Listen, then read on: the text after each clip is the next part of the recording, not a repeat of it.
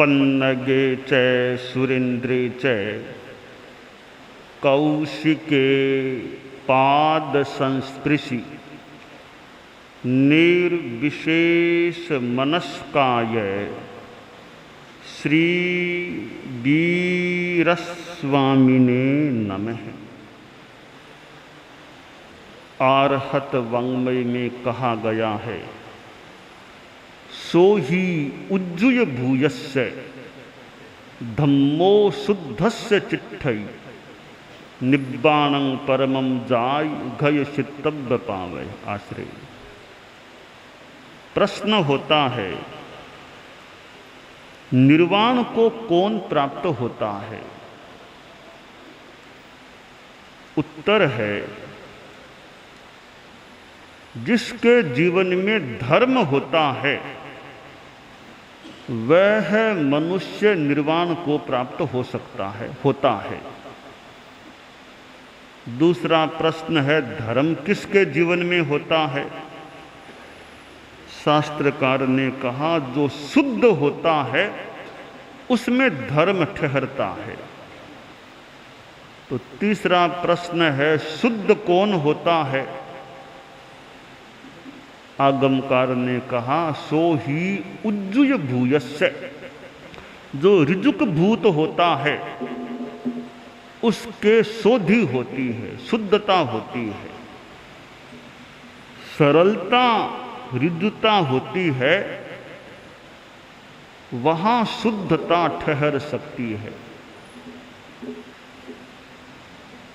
आचार्य भिक्षु का 214वां महाप्रयाण दिवस। आचार्य भिक्षु के जीवन पर हम ध्यान दें। उनके जीवन में श्रद्धा का भाव दिखाई देता है और सरलता का भाव भी दिखाई देता है। वे बुद्धिमान व्यक्ति थे। बुद्धिमान व्यक्ति में तार्किकता भी होती है, हो सकती है,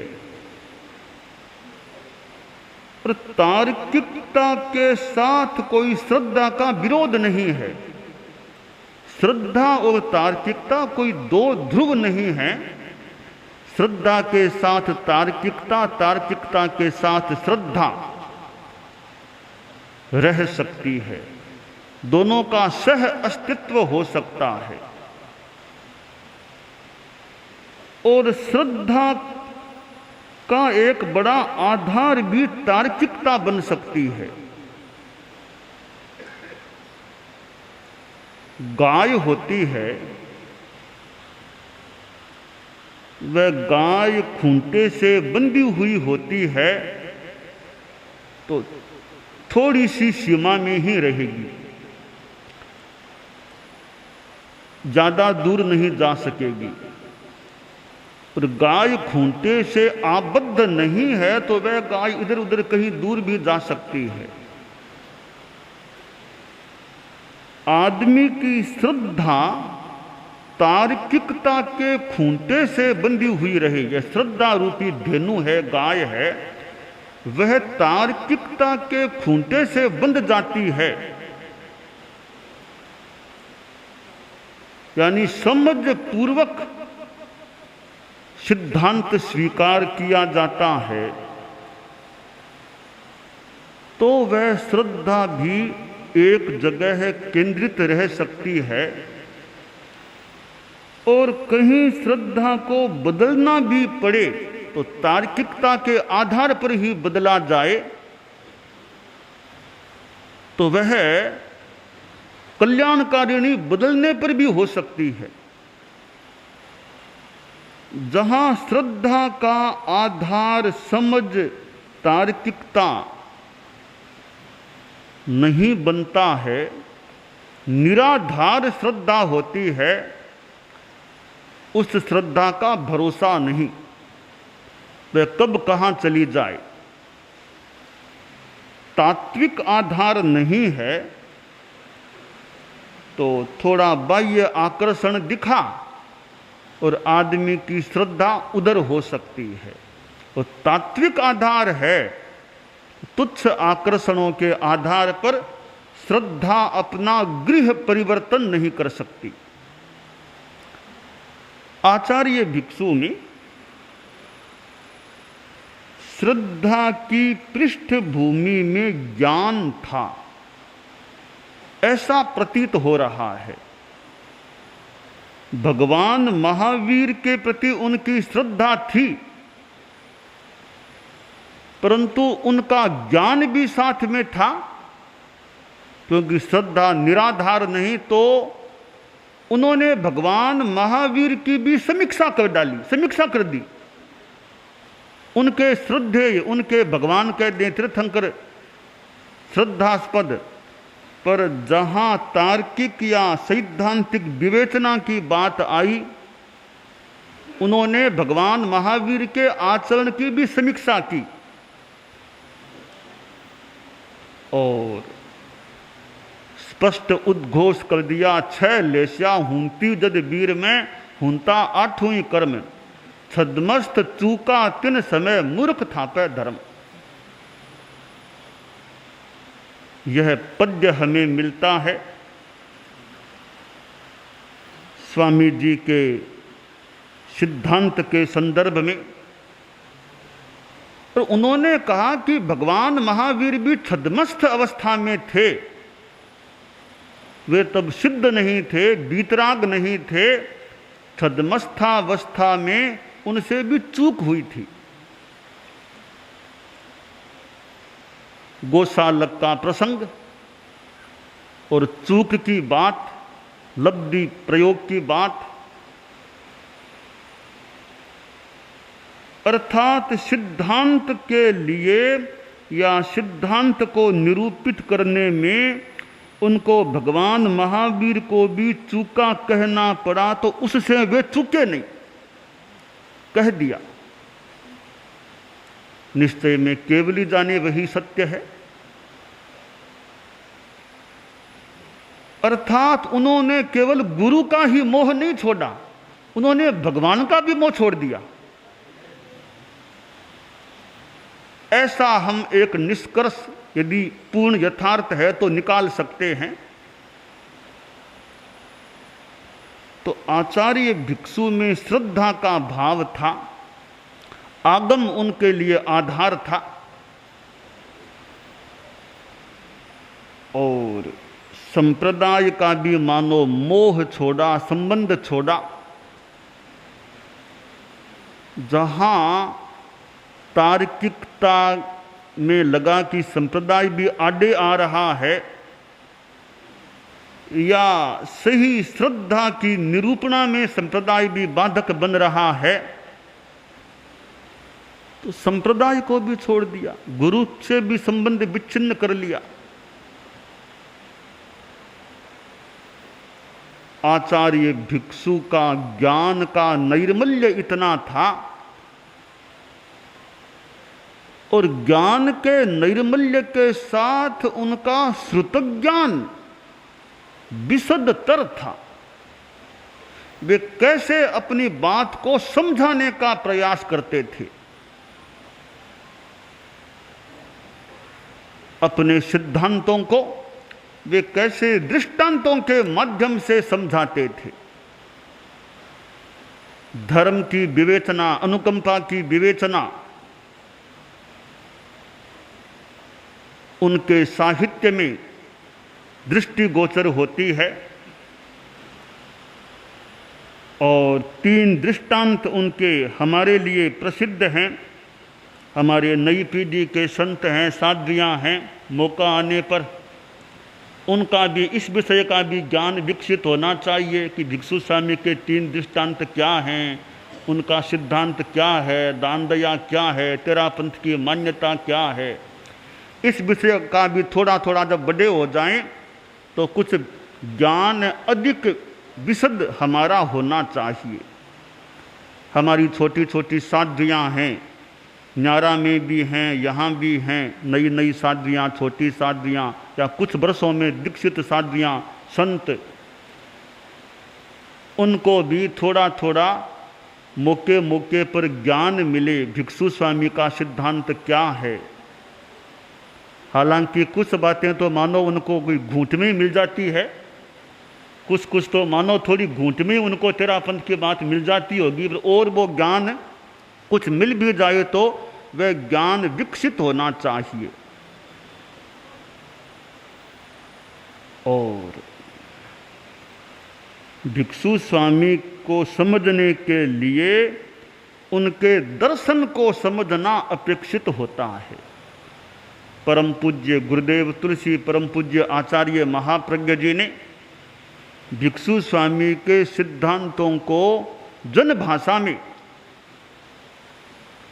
अपने प्रवचन के माध्यम से, बातचीत के माध्यम से, ग्रंथ के माध्यम से समझाने का, बताने का प्रयास किया है। और गुरुदेव तुलसी आचार्य महाप्रज्ञ जी वे कितने ज्ञाता थे तेरापंथ के दर्शन के, आगम वांग्मय के। हम लोग भी ज्ञान का अभ्यास करने का यथासंभव, यथोचित, यथा व्यवस्था प्रयास करें। आगमों का ज्ञान भी हमारा हो, स्वाध्याय हो, और स्वामी जी के सिद्धांतों को, दर्शन को भी हम समझने का प्रयास करें। उनका दर्शन क्या था, उनकी क्या मान्यता थी, और स्वामी जी की बात को हमारे साधु साध्वियाँ, हम लोग दूसरों को बता भी सकें, ऐसी श्रुतज्ञान की क्षमता का भी हमारा विकास होना चाहिए। क्योंकि उनके दर्शन के एक तरह से अधिकारी तो हम लोग ही हैं, उनकी परंपरा में हम हैं, उनकी परंपरा में हैं। अधिकृत या प्रमाणभूत तो संभवतः ज़्यादा हम लोग ही हो सकते हैं, पर वे कब हो सकेंगे जब हमारा अध्ययन स्वामी जी के ग्रंथों का होगा और अध्ययन में कुछ हम गहराई में जाने का प्रयास करेंगे। स्वामी जी के दिवस को मनाते हैं, यह भी अच्छी बात है। हम पुरखों को याद करते हैं, अपने प्रथम संस्थापक आचार्य प्रवर का स्मरण करते हैं, और यह स्मरण करना भी उनको समझने का, समझाने का एक निमित्त बन सकता है। आचार्य भिक्षु में श्रद्धा का बल था, उनमें ज्ञान का बल था, तो उनकी साधना का भी उनके पास बल था, ऐसा प्रतीत हो रहा है। गुरुदेव तुलसी ने तो क्या फरमाया था, स्वामी जी थारी साधनारी,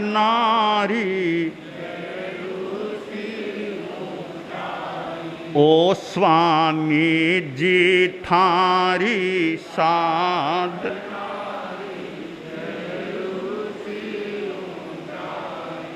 मेरो सी ऊंचाई है सागर सी गहराई, ओ स्वामी जी थारी साधनारी, मेरू से ऊंचाई, मेरू से ऊंचाई, सागर सी गहराई। उनका आचार पक्ष, और केवल उन्हीं का नहीं, उनके पंथ में अनेक अनेक व्यक्ति उनके साथ में थे, तो उनमें भी कितनी साधना। और वह तो एक संघर्ष का काल था। कैसे समुदाय पुष्ट हुआ है। चंद्रभान जी जैसे संत भी उनके समुदाय में थे, त्रिलोकचंद जी जैसे संत उनके समुदाय में थे, और स्वामी जी ने उदारता भी की। चंद्रभान जी को फरमा दिया, तुम स्वयं अपना प्रायश्चित्त ले सकते हो। अनेक संत गण से अलग भी हुए, फिर भी हमारा गण आगे बढ़ा और बाद में मुनि श्री हेमराज जी स्वामी जैसे संत हुए। विक्रम संमत 1853 में उनकी दीक्षा, माघ शुक्ला त्रयोदशी में भूल न करूं तो, जब उनका हमने वो 200 वर्षों का दिन मनाया था।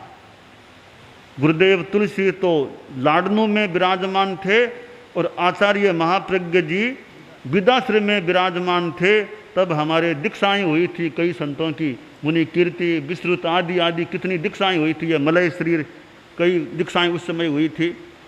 तो वो मुनि श्री हेमराज जी स्वामी का वो दिन था, दीक्षा का दिन। और वह दीक्षा का दिन अनेक हमारे व्यक्तियों का भी दीक्षा का दिन बन गया। यानी हेमराज जी स्वामी हमारे धर्म संघ की वृद्धि के प्रतीक बन गए। उनकी दीक्षा से फिर संघ का विस्तार का क्रम आगे बढ़ा। पहले तो जाना आना घटना बढ़ना चलता रहा, वो 13 की संख्या की बात, बाद में विकास शुरू हो गया। तो उस समय वह विरोध का युग, फिर भी हमारा धर्म संघ आगे बढ़ा, समुदाय आगे बढ़ा, फलने लगा, फूलने लगा। तो आचार्य भिक्षु का अपना कोई तपोबल था, वरना किसी पंथ का यूं आगे बढ़ जाना कुछ मुश्किल काम होता है। तपोबल न हो, आत्मबल न हो, साधना बल न हो, वैराग्य बल न हो, और साथ में वे प्रतिभा बल, ज्ञान बल न हो। आचार्य भिक्षु में औत्पत्ति की बुद्धि की बात बताई गई है। वैसी प्रतिभा, वैसी बुद्धि सब में तो होना कठिन है। सारे आचार्यों में भी एक समान प्रज्ञा प्रतिभा का होना जरूरी नहीं है। और भिक्षु स्वामी ने अपनी बात को किस प्रकार पद्यों में गुंफित किया है, कितने कितने ग्रंथों का प्रणयन उन्होंने कर दिया था, कितने गीत, कितने पद्य उनके द्वारा रचे गए। आचार्य भिक्षु को समझने के लिए उनके दर्शन को समझना आवश्यक है। तो आचार्य भिक्षु को समझने के लिए तेरा पंथ की मर्यादा व्यवस्था को भी समझना अपेक्षित है। आचार्य भिक्षु को समझने के लिए तेरा पंथ के इतिहास को भी कुछ समझना अपेक्षित है। दर्शन का ज्ञान, इतिहास का ज्ञान और मर्यादा व्यवस्था का ज्ञान, इन तीनों का ज्ञान हो जाए तो तेरा पंथ को समझा जा सकता है, आचार्य भिक्षु को भी समझा जा सकता है। दृष्टांतों के माध्यम से उन्होंने तत्व को समझाने का प्रयत्न किया। चोर हिंसक ने कुशी लिया, यारे ताई हो दीदो सादा उपदेश, त्याने सोवदरा निर्वद किया, एह वो छ जिन दया धर्म रेश। आश्रय 3 दृष्टांतों की बात एक पद्य में आ गई है। चोरों को साधुओं ने समझाया, चोरी का त्याग कराया, उनकी चोरी की आदत छूटी, चोरी का अमृत का पाप रुका, उधर सेठ का धन बच गया, धन के धनी का वो धन बच गया। कसाई को समझाया तो कसाई को हिंसा से बचने का मौका मिला, हिंसा की अमृत छूटी या हिंसा से बचा, तो बकरे भी बच गए। अब प्रश्न है धर्म की बात क्या? चोरों ने चोरी का त्याग किया, यह धर्म है। कसाई ने हिंसा का त्याग किया, यह धर्म है। धन बचना, बकरों का बचना प्रासंगिक बात है, तो उसको भी धर्म मानो। तो साधुओं ने ब्रह्म व्रत धारण कराया और स्त्री कुएं में जाकर गिर गई, मर गई, तो वह पाप किसको लगेगा? वो जीना मरना अलग चीज है, जो पाप का त्याग कराया वो धर्म का काम हो गया। अनुकंपा की बात, लौकिक अनुकंपा भी लोकोत्तर अनुकंपा भी, दोनों में फर्क है। एक भूखे प्यासे असहनीय जीव को किसी ने भोजन खिला दिया, पानी पिला दिया, निराश्रय को मकान दे दिया, निर्वस्त्र को कपड़ा दे दिया, दया भाव से, यह लौकिक अनुकंपा। उस आदमी का व्यावहारिक भला हुआ, भौतिक भला हुआ, शारीरिक उसे सुविधा मिली, यह दैहिक उपकार है, शारीरिक उपकार है, भौतिक उपकार है, लौकिक उपकार है, लौकिक अनुकंपा है। एक आदमी ने किसी को त्याग कराया, हिंसा का त्याग, झूठ का त्याग, चोरी का त्याग, नशे का त्याग, गुस्से का त्याग, यह त्याग कराया, यह आध्यात्मिक अनुकंपा, आध्यात्मिक उपकार है। लौकिक अनुकंपा से सुविधा मिल सकती है, तो लौकिक अनुकंपा जिस आदमी पर की गई है, क्या उस आदमी को मोक्ष की ओर बढ़ने का मौका मिल गया? ऐसा नहीं लगता। पर एक आदमी पर आध्यात्मिक अनुकंपा करके उसको त्याग करा दिया, तपस्या करवाई, तो जिसने त्याग तपस्या करवाई वह खुद भी मोक्ष की ओर आगे बढ़ा है, जिसको त्याग तपस्या करवाई वह व्यक्ति भी मोक्ष की ओर आगे बढ़ गया। यह है लौकिक अनुकंपा में, लोकोत्तर अनुकंपा में। दया क्या है? किसी को मैं नहीं मारूंगा, मारने का त्याग कर दिया। जीव जीवे ते दया नहीं, मरे हो ते तो हिंसा मत जान, मारन वाला ने हिंसा कही, नहीं मारे हो ते दया गुण खान। आश्रय जीव अपने आयुष्य के बल पर जिए वह दया नहीं है। कोई अपने आयुष्य के क्षय से पूर्ण होने से मरे वह कोई हिंसा का पाप किसी को नहीं। कोई मारे किसी को तो उसे हिंसा का दोष लगता है, और नहीं मारने का संकल्प है, त्याग है, यह अपने आप में दया है, गुणों की खान है। आचार्य भिक्षु का सिद्धांत पक्ष, यह जीने की वांछा, असहनीय के जीने की वांछा करना, वो मेरा सगा भाई, वो मेरा संबंधी, वो जिंदा रहे, वो ठीक हो जाए, राग, कोई शत्रु मर जाए, यह द्वेष, पर सब तरें आगे बढ़े, आत्मा का कल्याण करें, यह कामना करना, यह धर्म है कि तरो, संसार को तरो, जन्म मरण की परंपरा से मुक्त हो, मोक्ष को प्राप्त हो जाओ, यह है धर्म है।